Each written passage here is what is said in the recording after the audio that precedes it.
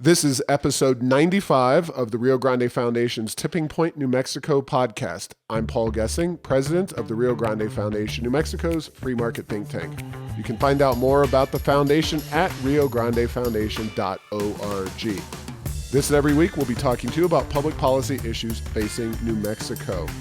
I am pleased to be joined this week by Jonathan Williams. He is chief economist at the American Legislative Exchange Council, better known as ALEC, which elicits many gasps on the left of the political spectrum. But we can talk a little bit about ALEC and its work and why they're actually really the good guys here later on in the podcast. But welcome to Tipping Point, New Mexico, Jonathan.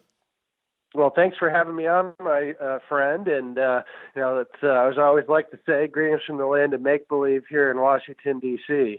Exactly. And you've been out here, though, to New Mexico, the land of enchantment, so the land of make-believe, the land of enchantment.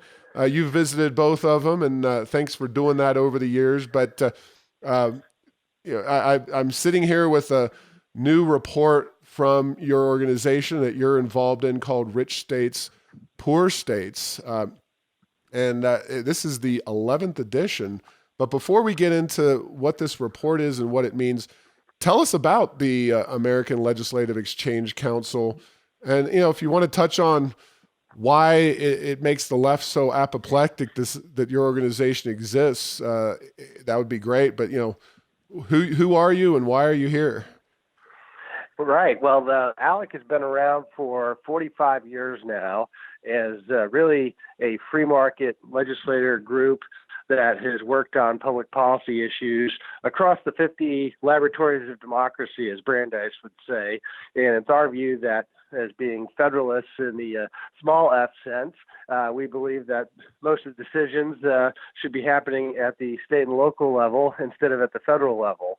And state legislators came together and said, we need a free market caucus of people that can come together and share best practices and ideas in the early 1970s, where no such thing existed at that point. And that's how ALEC was formed. And we've been working on policy issues ever since.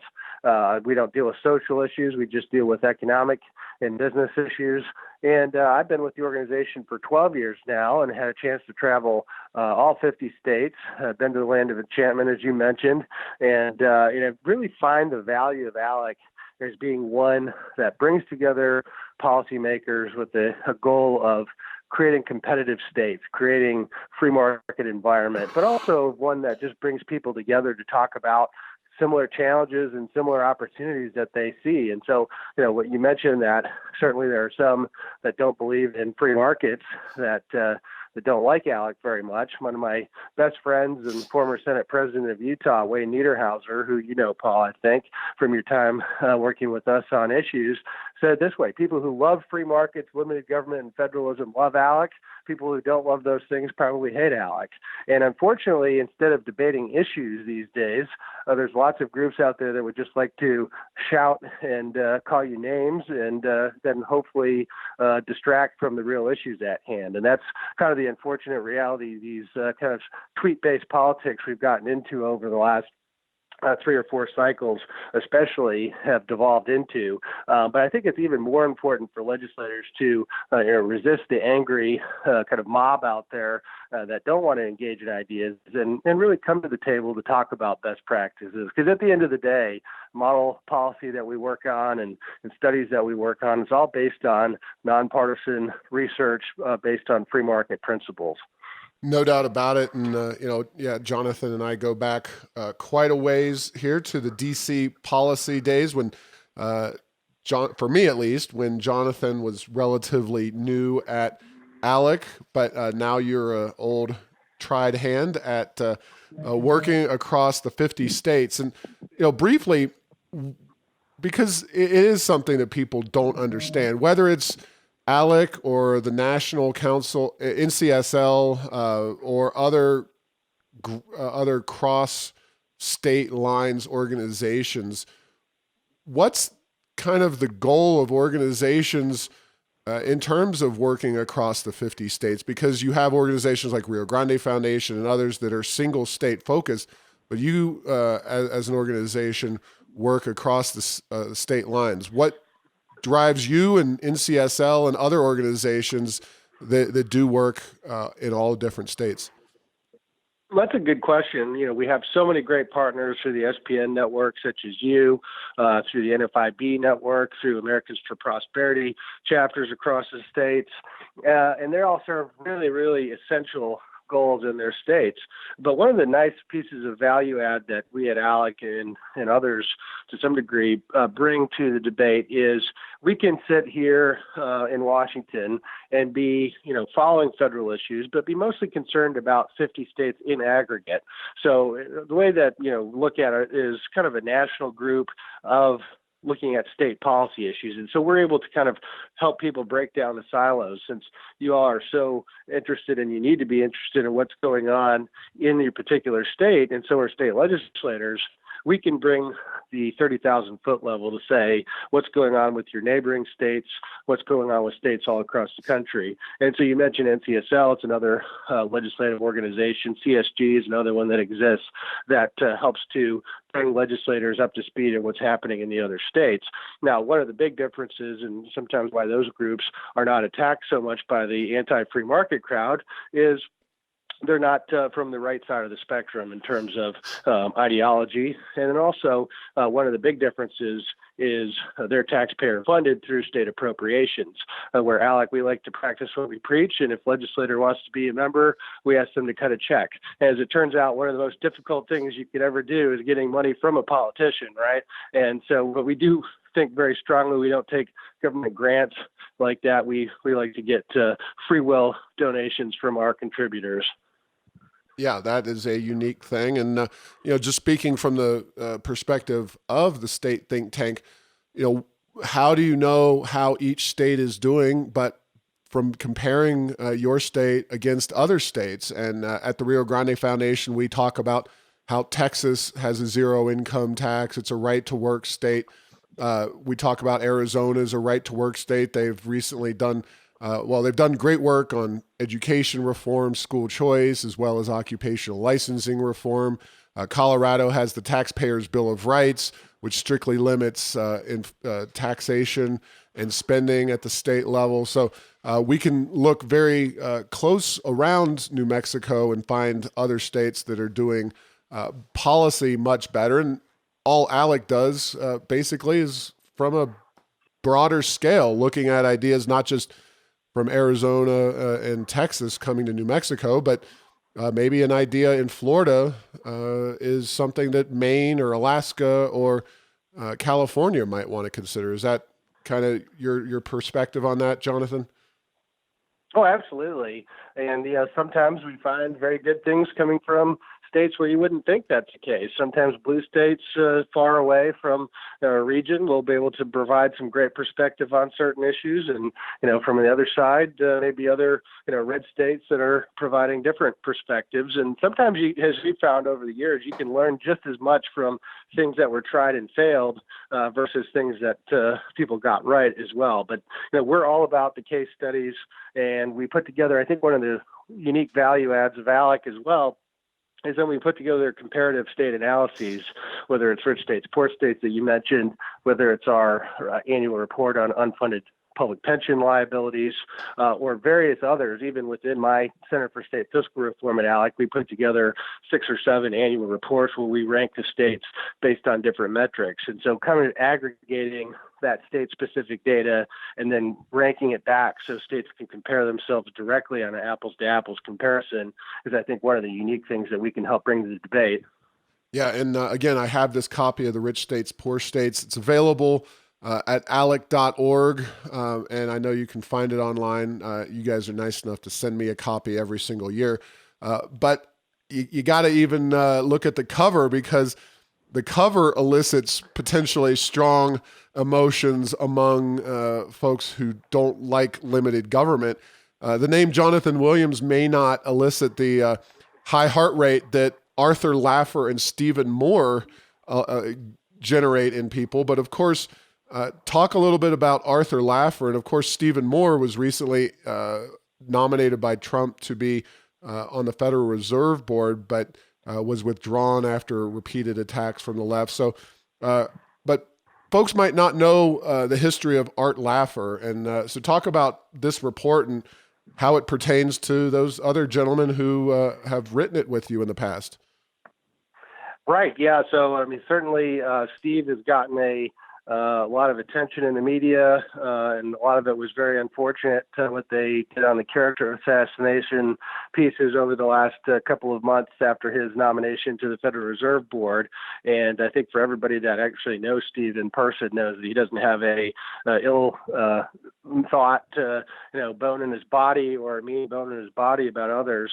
And he's just been such a great voice for free market economic policy for so many years at Cato and at Heritage and many other groups around town. And then, certainly Arthur Laffer almost needs no introduction for anybody that's followed economics over the last half a century, being Ronald Reagan's economic advisor during his time, even as governor of California, and then advising him in the White House as well. And of course, coming up with that little thing on a napkin, as legend would have it, called the Laffer curve, talking about the relationship between tax rates and human behavior and how that affects revenue projections, has been somewhat legendary, of course, in the field of economics over the last 30, 40 years since he drew that with Don Rumsfeld and Dick Cheney one evening at the Hotel Washington. So working with those two economists has just been a great pleasure. And of course, they are two economists, as you know, Paul, that bring economics to life. And when they go out in front of an audience, they can tell some fascinating policy stories, and they just have been road warriors for so many years. There's never a dull moment listening to those two talk about economics. Well, don't sell yourself short, Jonathan. You've always entertained, and any time you've been out for a Rio Grande Foundation luncheon, it's always been a well-received message that you've brought out to New Mexico. So you've learned at the feet of the masters, perhaps, but two fine gentlemen in addition to you that are involved in this report. So let's get into it now. We've talked about your organization, the history, and some of these fine folks that you write this report with. But the rich states, poor states, what is unique about this particular report that you really are the driving force behind? So this report really came in my first few days at ALEC. The idea for it was already underway with Art Laffer and Steve, and they had just brought together a manuscript to talk about the states and how the economies of the states work, and also coming up with a new ranking system. And there's so many indices these days, but weren't as many quite back then, of how to rank the states based on different economic factors such as taxes and regulation and labor policy are really the three areas we look mostly into in the report. And it was my first week on the job, and they said, Williams, you're going to take over the production of this report. And that was the first edition back in 2007. Fast forward to today, the 11th edition in hard copy, and now just recently the 12th edition on our website, richstatespoorstates.org, and kind of going through what we do in terms of ranking the states every single year in economic competitiveness, but then also writing the chapters of case studies of what happened in the past year in the states.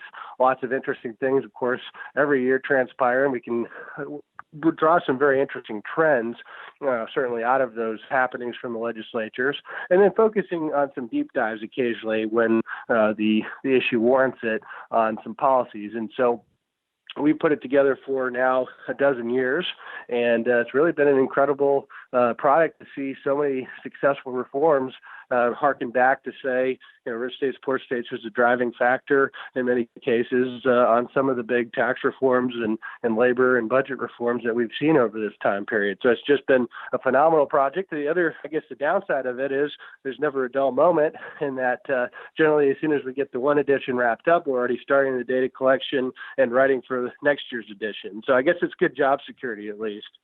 Yeah, how do you even put this entire report together? This would seem like a full-time job. It's amazing that you can do anything else with your time at your job, because this Rich States, Poor States report is very comprehensive, and it would seem to be something that you'd have to work on year-round without much time to do anything else. Well, I've got a great team here on my team at ALEC, and certainly Art Laffer has a great data team to help with some of the back end data calculations on their piece of it. But it is a big team effort. There's no doubt about it. And there's a whole heck of a lot of hours that go into producing it every year. And what we hope to come out with is a product that is informative, and legislators can look and see how their state ranks. And in each of the editions, we have one page per state that gives an overview of how that state has fared, not only that year, but going backwards in economic performance over the last 10 years, but also a kind of an interesting case study throughout the chapters for just everyday concerned citizens and business owners that want to know more about public policy. And many times people will say, well, I'm not an economist. I don't think I would catch on to what you guys are writing about. And as you know, Paul, the way that we've written this over the years, we kind of fashioned it after Wall Street Journal editorial style, where it's very conversational in its language and it's easy to digest. We're not talking about abstract economic concepts or things that would lose people. No doubt about it. It is very accessible, and I encourage everybody to go on to richstatespoorstates.org, or you can find it at alec.org, either one. So we got to finally get down to the depressing portion of our topic, which involves, unfortunately, New Mexico and its economic performance. Now, you do a unique thing, which is you split it up between economic performance and economic outlook. And it's pretty simple on the performance side. You include gross domestic product, basically economic growth over the decade prior, migration for the decade prior, domestic migration, by the way, and non-farm payroll employment. So job growth, economy growth overall, and migration growth. So talk about economic performance. And New Mexico, by the way, comes in at 35th in the United States in that side of things. So talk about those issues and why you put them in there.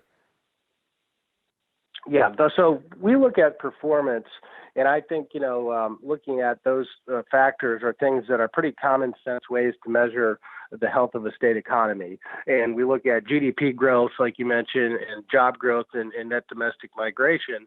And, GDP growth and employment growth are pretty straightforward. Those are things that all economists track.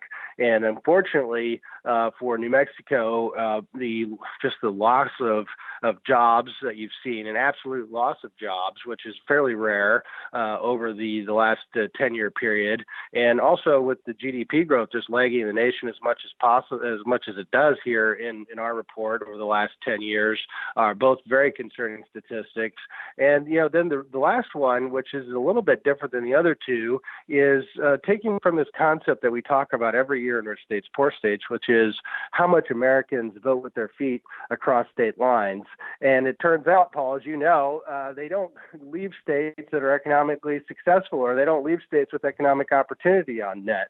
And so when you see a net negative number, like New Mexico has had for many years, this is concerning. And when you look at the most recent data that we have on our website, New Mexico is down nearly 50,000 residents on net over the last 10 years. Now, that may not sound like a lot when you compare it to the loss of California or the loss of Illinois or some of the other large big tax and big government states. When you look at a relatively small state and say that on net you've lost 50,000 residents, and this is net domestic migration, so this is not birth rates and death rates, this is not international effects of immigration, this is just when Americans are in the United States, where are they going and where are they leaving, and when they vote with their feet. That's not a good spot to be in, being down 50,000 people roughly on net over the last decade in a relatively small state. So very concerning signs on the economic performance side of the rankings. Well, it's even worse because, as much as you and I, Jonathan, might make decisions or wish that people made decisions based on economic policy alone, there is a bit of a skewing in any ranking like this when it comes to population, because Americans are moving towards sunnier, more warm and mild climates. It would be one thing if, say Maine or Michigan were losing large numbers of people, but for New Mexico, which is in the exact area of our nation where you're supposed to be seeing large numbers of people moving to, and we're actually seeing the opposite. Talk a little bit about that. Well, right. That's a very important point. And it also proves we talk about how much economic opportunity and taxes and other factors matter for business relocation, which then it turns out Americans go where they have more economic opportunity. But certainly over time, there has been a general shift from the Northeast and Midwest to the South and the West.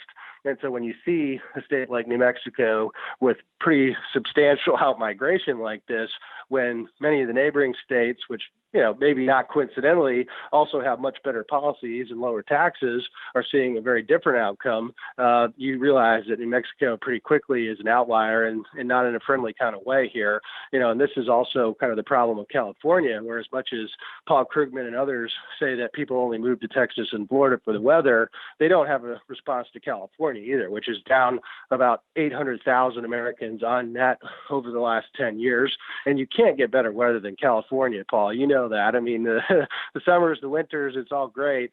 But for some reason, people are choosing to leave what used to be the Golden State. And a lot of it has to do with just how bad the tax, regulatory, and overall policy climate is. So I think it proves the point that yes, weather matters. People generally like to go south in many cases towards retirement years. But if your business climate, if your tax climate, if policy is wrong and you're not generating economic health and opportunity, you can lose out on what otherwise you might gain. No doubt about it. And ironically, in your report, New Mexico shares a page. We're facing New York. So we look somewhat good against New York. And then you go over to Colorado, which is opposite of California. Now, Colorado is the fifth highest, most domestic migration, whereas California is 49th and New York is 50th. So Arizona is another neighbor. They're fourth in terms of domestic migration. So New Mexico is definitely the slower growing of the states in our region. So let's talk about the economic outlook. And, it's one thing to look at the past, but it's a lot different to try to predict the future, Jonathan. So why don't you kind of talk just more briefly about how you've decided to look at how the future will unfold for these various states. And I don't know if you have any metrics for how successful you've been in tracking over the now 11 years of this report, but have you gone back and looked to see how well you've been able to predict the economic outcomes of the various states? We actually, we did. Yeah, we brought in a former vice president of research at the San Francisco Federal Reserve Bank and had them look at our first 5 years of rankings to see how predictive they were of future economic health. And we actually found some very encouraging, strong correlations. And, given the fact that you make sure, whenever you do these kind of studies and indices out there ranking the states on policy, we have to be serious with ourselves about policy alone being the factor that drives economic growth or success. Obviously, it's an important factor, but it's certainly not the only factor. There's lots of reasons why some people and businesses continue to stay in California, even if they have some of the worst policy in America. Access to deep water ports, foreign direct investment, lots of different things work in that are a lot of times not influenced a whole lot by state-based policy decisions. But when you look at it in terms of that lens, I think it's very robust in terms of the policies that we measure. And we only choose to measure 15 when we look at economic outlook rankings, where you could probably choose hundreds of them.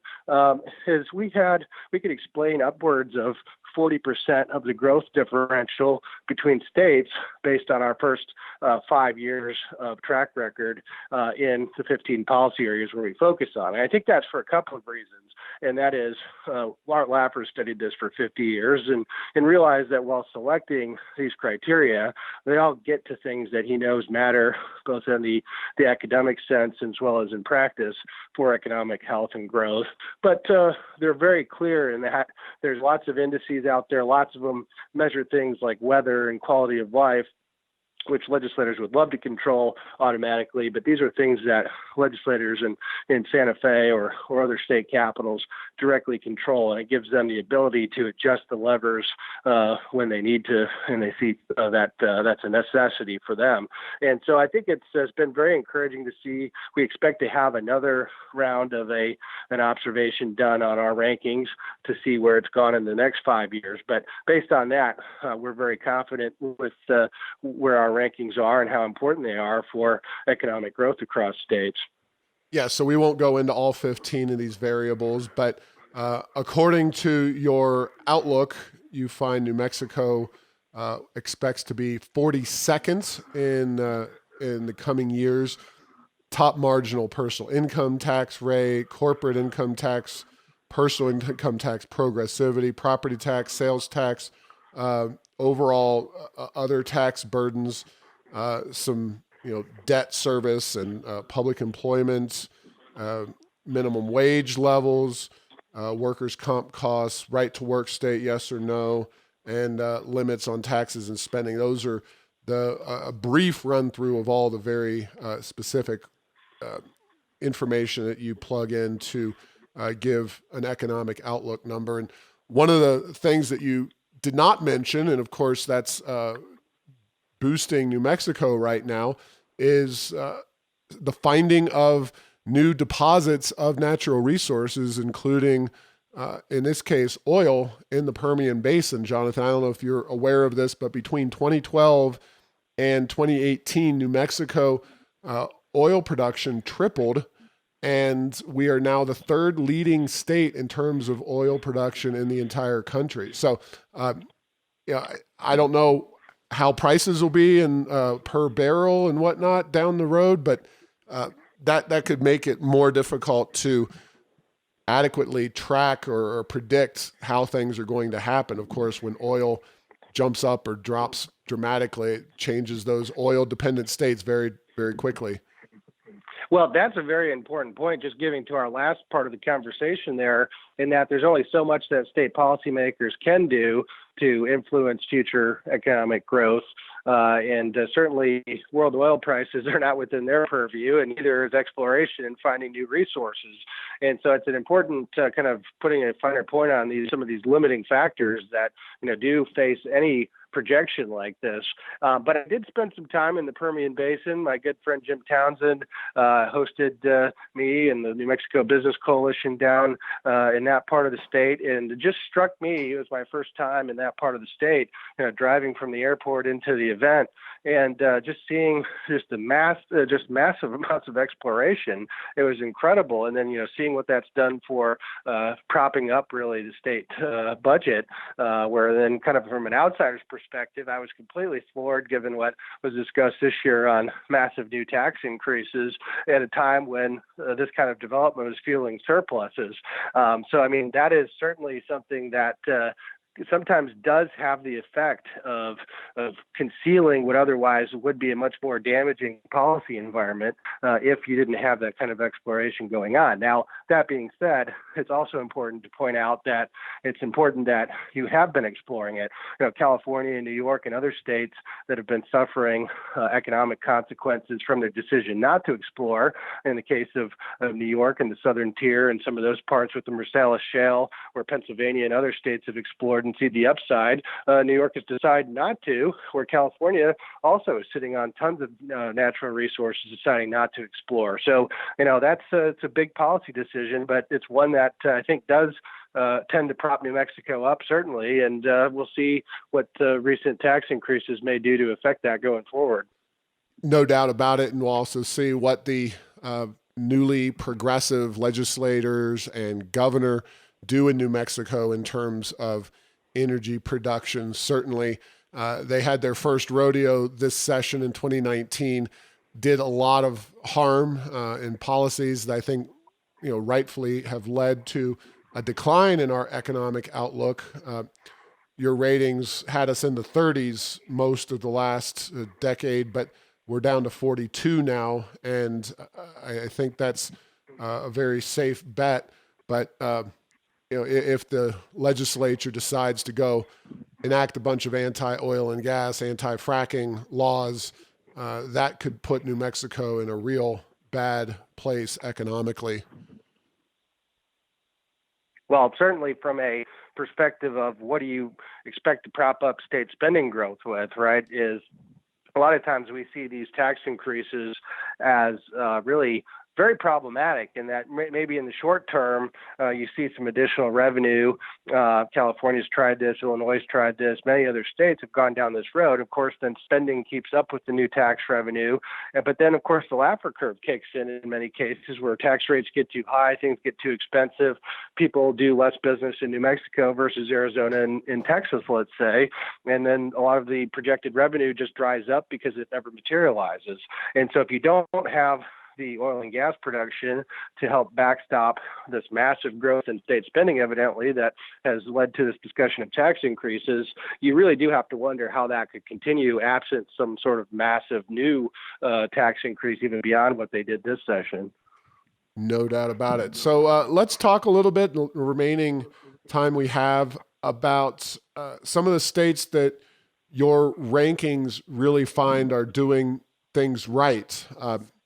And you can talk about them together or not. You've got the backward looking out performance as well as the forward looking outlook. Talk a little bit about the states, though, that are doing things right and what makes what they're doing particularly effective. Well, certainly, I'd be remiss if I didn't talk about the story of Utah. Certainly a state that's a competitor to New Mexico in a lot of ways. They've been number one for all editions of Rich States, Poor States, an economic outlook ranking. And I think there's a few things to point to there.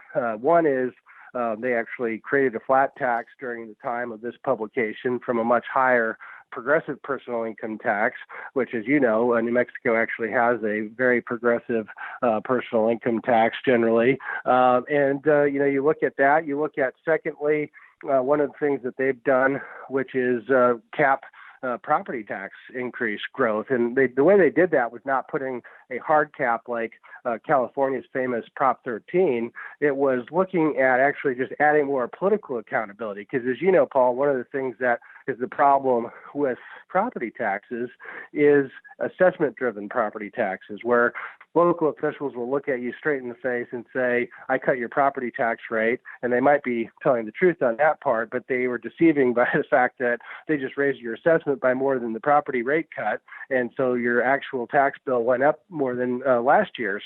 And so what Utah did is it forced local officials to actually take recorded votes anytime either the assessment or the property rate went up enough to raise collections beyond population growth. And so that's kept Utah in the game when it comes to property taxes. And finally, Utah has been way ahead of the curve in tackling what I think is really the existential financial threat facing state and local governments across the United States, and that is these massive unfunded public pension liabilities that are threatening states with insolvency in some cases, or local governments with bankruptcy that we've seen in my home state of Michigan in Detroit. And so Utah's been, I think, a very innovative state. They've been a state that's lived within their means. And I think I get asked all over the place, how in the world does Utah stay at the top for this many years?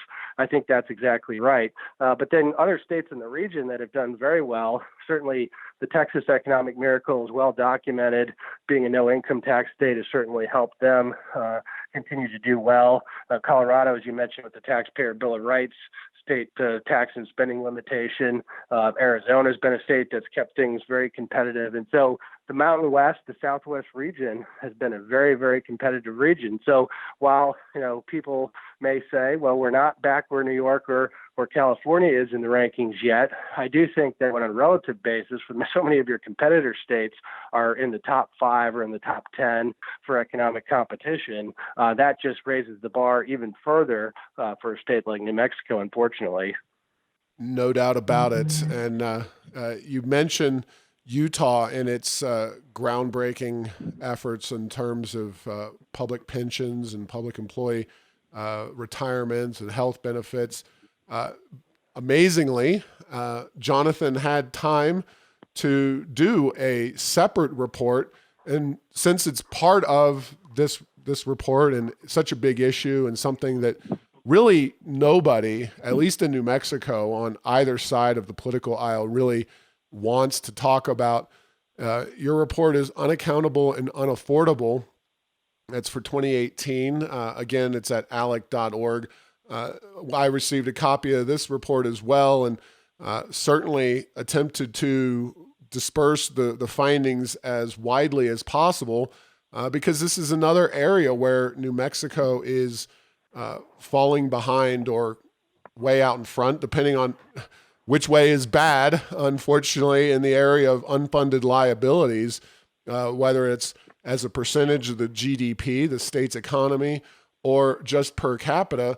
New Mexico's in the worst 10 when it comes to unfunded liabilities. Now, kind of, we can talk about that report, and you certainly are free to mention anything you want to about it. But why is this such an important issue for a state economy? People seem to not understand. They understand taxes and maybe right to work or something like that. But what about these unfunded liabilities and these public employee pensions? Why that is such an important issue?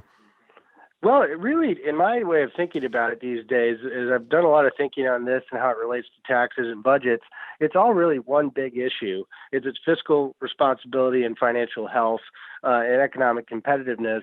And you look at it from the sense of, I think, the right way to look at it is, these unfunded pension liabilities, which gets really wonky really fast. Usually we'll talk about pensions and plus or minus about 10 seconds, I'll know if somebody really wants to hear more than that. And usually the answer is no, because it's very wonky, and I'm an economist, so I get wonky stuff, but this is really in the weeds. And so I think a lot of times the urge is to, just read the headlines and believe what the pension plans are telling us and saying that, rates of return are great this year, the market great, we'll be completely fine. But it turns out that the problem is much worse. And what it really means for state economic health is it's a future tax increase waiting to happen. And really, whether states want to admit it or not, when businesses or individuals look to invest in the state many times, they will look at not just the current set of policies, but also expectations about future policies. So if you're New Mexico, where you're 41st in per capita unfunded liabilities, every man, woman, and child that means is on the hook for about $25,000 just to pay off the public sector defined benefit unfunded liabilities that exist today. That is a big tax increase waiting to happen on, let's say, if a business or an individual came and bought property or set up shop in New Mexico, and you'll be paying for somebody else's promises that they made 10 or 20 or 30 years ago. And I think it's really impossible to separate out the unfunded pension obligation question from future tax increases and overall tax burden, because what it is it's just that hidden future tax bill waiting to be sent.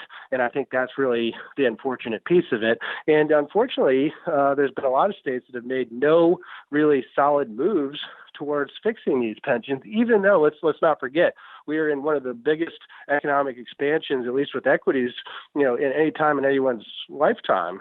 We just beat the tech boom in terms of the equities recovery, and yet pensions are still not funded. That is really shocking. What would keep me up as a state legislator is, what if we have a 2008 anytime soon? How bad does that number get at that point? And I think those are really ugly questions that nobody wants to address in many cases, because if you can kick the can down the road another few years, and if you're not a responsible legislator and you just say, that will be somebody else's problem when they come into office and I'm gone. And that's really how we got ourselves into this problem, I think, over the last several decades.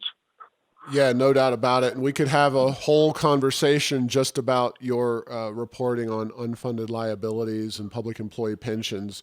And safe to say that New Mexico is one of the states that's not doing anything substantive to change that. And the size of our government and the generosity of those pension and health benefits only makes things worse. But quickly, since you're so knowledgeable and we have just a couple minutes left before we have to wrap things up, what broad outlines, what did Utah do to make its pension system more viable for the long term? Broad Well, outlines. in short, they they basically just transitioned into more of a defined contribution 401k style system. Dan Lillianquist, who's gone around the country, he was the sponsor of it in the legislature. He said the current trajectory is unaffordable. What we need to do is give both current employees and future employees the option of whether they wanted to stay in the state-run plan or if they wanted to have more flexibility in a 401k style plan. And it turns out that a large number of those employees decided they wanted the flexibility of a 401k style plan, and it certainly has lifted a lot of the risk off of taxpayers, and they had some great budget savings as well. Well, that is a long way off indeed in New Mexico. In fact, the legislature dumped an additional $13 million into the pension program because of shortfalls, despite, as you say, equities markets being extremely strong over the last decade plus. So it's sad to say that New Mexico is, again, ignoring the model of this time its neighbor to the northwest, which we share two of the four corners with Arizona and Colorado being the other two of those four corners. But any of those states have things that they are doing very, very well. New Mexico, not a very long list of public policies that we've done real well in terms of your Rich States, Poor States report or any of the rankings that we've done over the years. So unfortunate the way we're falling further and further behind, Jonathan, but I appreciate your time today sharing a message and any last words of wisdom before we conclude the podcast here. Well, I wish I had better news based on our reports and the various ways we measure states, but I assure everyone we don't have any horses in these races. We just call it as we see it, and we provide the data as it exists out there. And so, I think the one optimistic note is, I'm a Michigan native, as you know, Paul, and, I never thought in my lifetime I would see Michigan turn it around either. And so, while things seem gloomy right now when it comes to the policy environment and people are very disappointed about decisions on tax increases or prohibiting local right to work or things like that, that are just, I think, bad public policy choices. Michigan had a lot of that for a long time. We had a single state recession.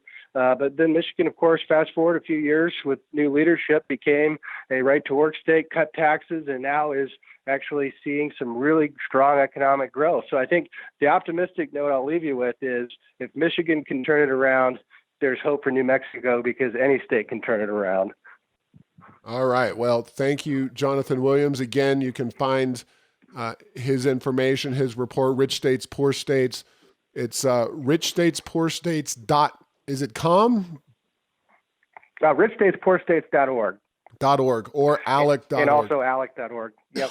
As well as the unfunded liabilities report right there at ALEC.org as well, which is definitely worth reading and getting up to speed on. That is a very important issue coming down the tracks in New Mexico and a lot of other states, not to mention the country as a whole in a slightly different context. Thanks for listening to this week's discussion. We're working every day to turn New Mexico around. Go to RioGrandeFoundation.org for more information or to support our work.